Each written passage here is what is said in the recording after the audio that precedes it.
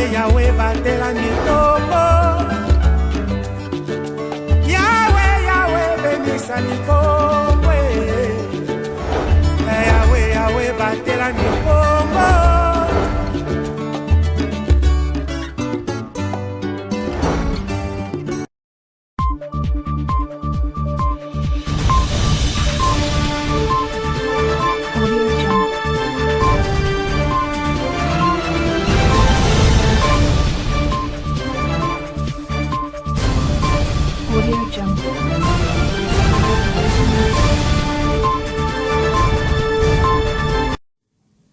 Grand est notre plaisir de vous retrouver, nombreux entre de nous suivre. Mesdames et messieurs, c'est l'heure de vous informer. Cette édition du journal vous est réalisée par Jefté Balumbu. Salutations à toutes et à tous. Les collectifs des cadres et agents du service public des contrôles des recettes de péage et passage de la concession route nationale numéro 1 Kinshasa-Matadi, Secorep en sigle, a manifesté son ras-le-bol ce jeudi 15 décembre 2022 au gouvernorat de Provence sur avenue Palabala numéro 6 au quartier Ville-Basse dans la commune de Matadi. Et Elda Jackson Mayandidi et Grace Falanga étaient sur place. Les agents et cadres de l'ancien service public de contrôle des recettes de péage et paysage sur la route nationale numéro 1, tronçon Matadi-Kinshasa, ont manifesté leur mécontentement devant l'hôtel du gouvernement en Ville-Basse dans la commune de Matadi, ce jeudi 15 décembre 2022. Plus de 2 ans après leur licenciement systématique par l'ancien gouverneur Atou Matubwana. Nous sommes venus ici réclamer nos droits. Ça fait 2 ans qu'il y a eu soi-disant un arrêté. Je ne sais pas si dans quel droit un arrêté peut abroger un édit provincial. C'était une erreur que le gouverneur sortant à Toumatouana avait commise. Et le gouverneur intérimaire Justin Luemba, qui n'avait pas toutes les prérogatives pour nous remettre dans nos droits, nous avait dit que nous attendons le nouveau gouverneur qui sera élu. C'est lui qui aura le monopole pour nous réhabiliter. Une délégation des 10 de leurs représentants a été reçue par le directeur de cabinet adjoint du gouverneur des provinces, José Tedika, qui a promis de faire rapport à l'autorité provinciale. J'ai été mandaté par son excellence le gouverneur, qui est le chef d'exécutif provincial, qui m'a demandé de pouvoir recueillir les différentes revendications de nos amis, de nos frères, qui ont certaines revendications par rapport aux services qu'ils ont prestés. Et donc il est question de pouvoir les entendre et on a échangé. Les problèmes qu'ils ont posés, c'est un vrai problème ou ce sont des vrais problèmes. À ce stade-ci, nous allons devoir orienter les différentes préoccupations auprès du cul de droit, lequel va devoir aménager un espace pour pouvoir les écouter et pouvoir les rencontrer tant soit peu.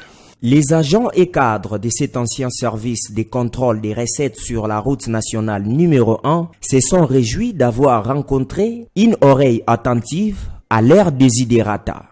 Nous sommes sereins et nous gardons l'espoir que les doléances que nous avons exprimées auprès des autorités, celles-ci vont devoir nous donner une suite favorable. Pour rappel, le Secorep a été créé par le fait gouverneur Jacques Mbadou Sitou pour faire suivi de la mobilisation des recettes par la Sopeco sur les tronçons Matadi-Kinshasa. Quittons la ville de Matadi pour le territoire de Sekebanza, précisément à la cité des Kinzamvouete, où 2 groupes de présumés inciviques se sont réconciliés et à la satisfaction de la population de cette partie de la province.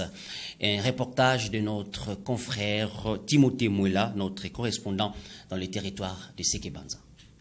C'est dans la salle polyvalente de l'auberge Les Deux Palmiers de Kinzamvouete que s'est déroulée cette cérémonie de réconciliation à l'initiative du comité de crise dénommé Action de réconciliation pour la paix dans le territoire de Sekebanza, mise en place pour apaiser la tension et créer un climat de paix entre les belligérants. Pour y parvenir, ces comités constituaient notamment des notables opérateurs économiques, professionnels des médias locaux, ainsi que de jeunes leaders d'opinion, a entrepris une série de concertations avec les leaders leaders et membres de ces deux bandes dans leurs bases respectives en vue d'identifier les vraies causes de ces conflits. À l'issue de ces concertations, il a été énuméré quelques éléments de discordance, la guerre de leadership, la médisance, les incompréhensions et les provocations inutiles. C'est après les conseils prodigués et quelques orientations données par les membres du comité de crise que ce chef de bande, sourire à lèvres, se sont embrassés en présence de leurs acolytes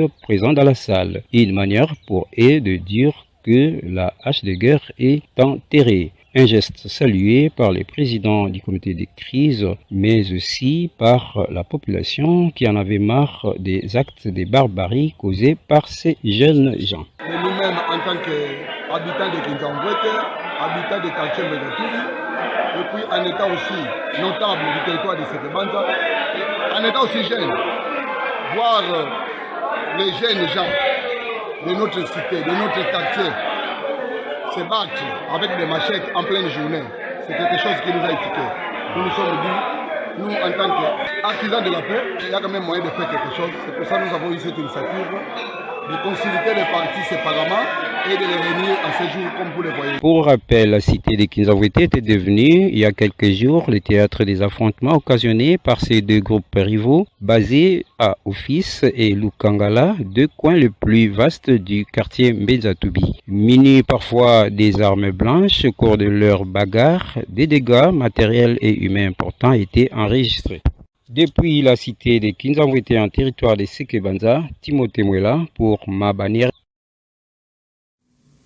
Quittons le territoire de Sekebanza pour la ville-province de Kinshasa où le Premier ministre ou le vice-premier ministre en charge de l'intérieur et sécurité Daniel Aselo Okito Oankoy a donné le go des assises du comité de suivi de la réforme de la police nationale congolaise PNC tenu à Kinshasa le mercredi 14 décembre 2022. Suivez.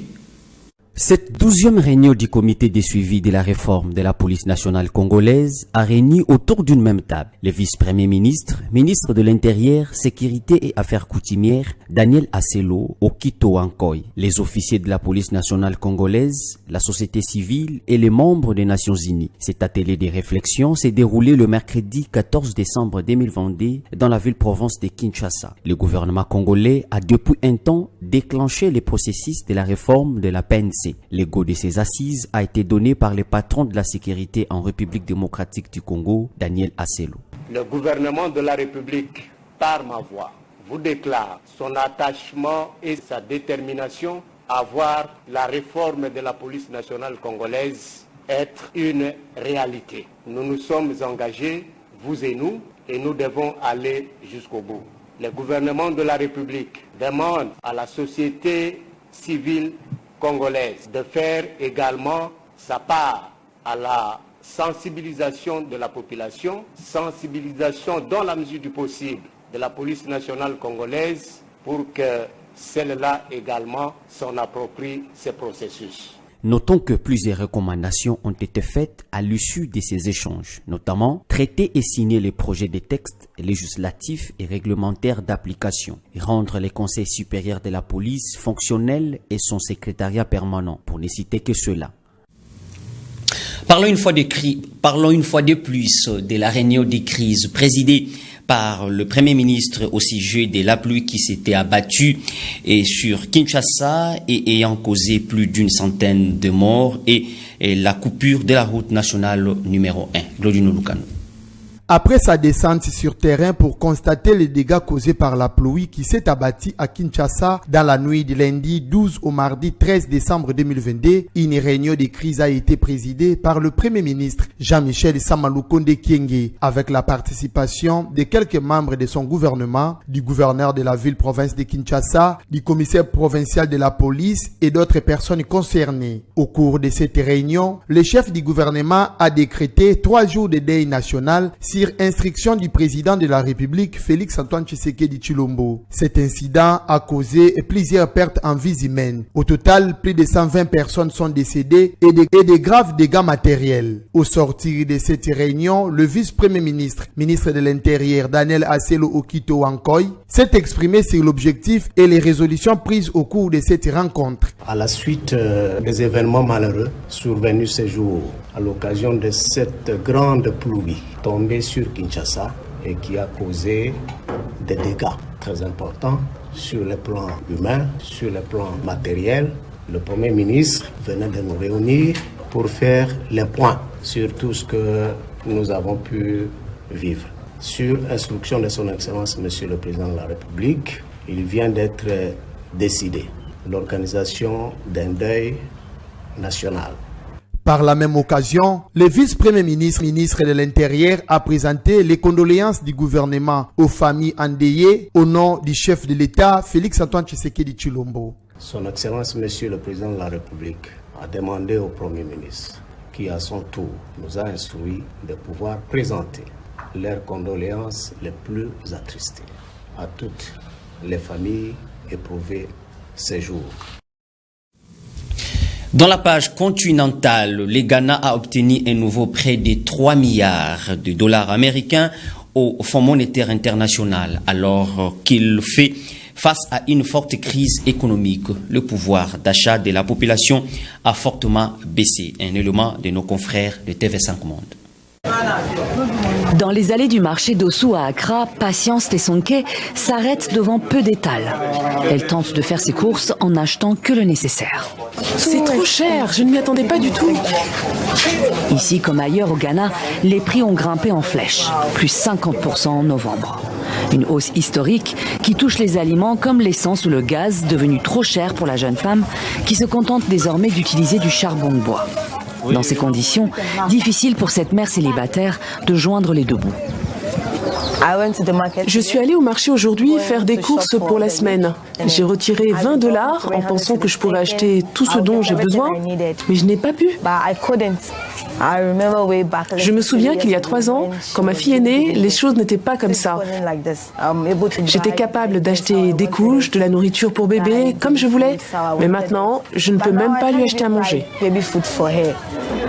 Des consommateurs pris à la gorge, tout comme les commerçants, comme Véronica Turkson. Vendeuse de vêtements au marché de Makola, elle n'a plus de fonds pour faire vivre son stand. C'est devenu trop dur pour moi. Je n'ai même plus d'argent pour aller acheter les marchandises pour les revendre ici. Je ne sais même pas comment je vais passer Noël. Je ne sais pas où je vais trouver de l'argent. De l'argent qui ne vaut plus grand-chose. Depuis le début de l'année, le cours de la monnaie locale, le cedi, s'est effondré de plus de 50% par rapport au dollar. Résultat, la valeur de la dette de l'État a grimpé de 6 milliards de dollars. Son remboursement avale la moitié des revenus du pays. Pourtant, il y a encore 3 ans, le Ghana était un modèle de stabilité économique. Un modèle mis à mal par la pandémie de Covid et la guerre en Ukraine qui a fait doubler les prix à la pompe. Le pays vit désormais une grave crise économique, sa pire depuis des décennies. À tel point que le gouvernement a dû demander l'aide du Fonds monétaire international. Un accord a été trouvé pour un prêt de 3 milliards de dollars sur 3 ans. L'accord avec le FMI est capable d'apporter la stabilité macroéconomique, donc les entreprises seront mieux à même de planifier et les individus capables de vivre selon leurs moyens parce que les fondamentaux seront très ancrés et solides. L'aspect négatif est lié aux restrictions, l'incapacité du gouvernement à employer plus de personnes ou à dépenser pour des subventions sociales. C'est tout pour cette édition du journal. Mesdames et messieurs, merci de votre attention soutenue. Merci à l'équipe technique. Merci à l'équipe rédactionnelle qui a concouru pour sa réalisation au nom de ma bannière télévision et ma bannière FM et au mieux propre. Nous vous souhaitons une très bonne condition de nos programmes. Merci. Au revoir.